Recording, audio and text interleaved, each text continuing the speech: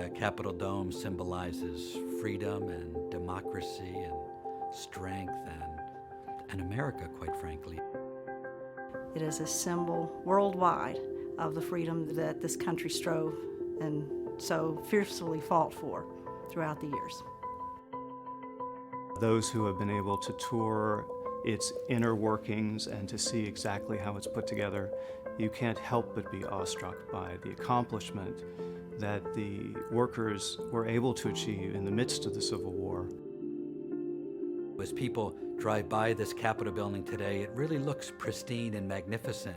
But when you get up close, you can see with your own eye how deteriorated the building and the cast iron work actually is. The Dome does have problems right now. We have discovered through our investigations that there are almost 1,300 known cracks and breaks in the exterior skin of the dome.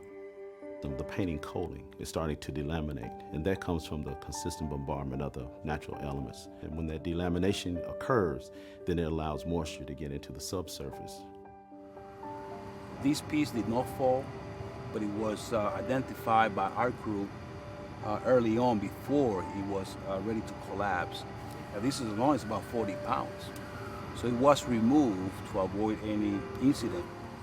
I think we collected over 100 pieces. Hopefully try to reattach the original. If for any reason we cannot reattach the originals, then we'll have to do some replication of these pieces. Through these removals, we have protected our workers below and the general public who are visiting the Capitol.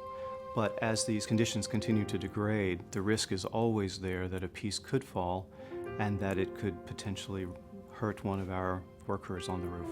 The dome is actually a shelter for everything inside the rotunda, the artwork, the fresco. When the exterior of the dome is damaged, that impacts the interior. If we don't maintain that umbrella tight, infiltration of water will go through that outer shell and eventually makes its way into the rotunda space. When you're at the First Visitors Gallery, if you look across to the various coffers where we've had water leak into the dome, you'll see the staining that has occurred. Looking out the windows, you'll notice a lot of cracking.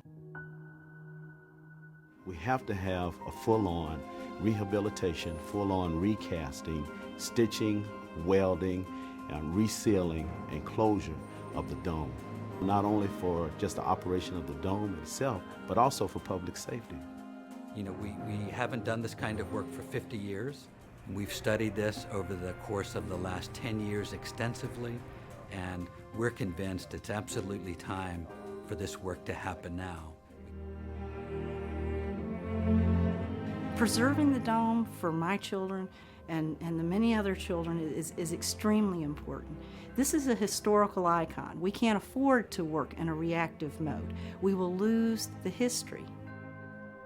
It reminds me that in 1861, when the dome was being constructed and the Civil War broke out, the contractor was told that he should stop work and not to expect any future payments.